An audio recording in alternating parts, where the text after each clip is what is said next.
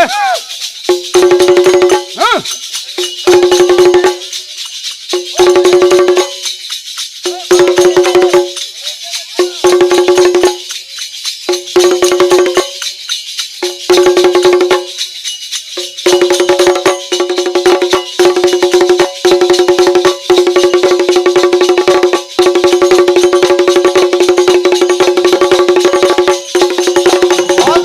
बहुत बढ़िया भैया, ये है जो बक्कर बाबा की बहुत कमाल, बहुत बढ़िया,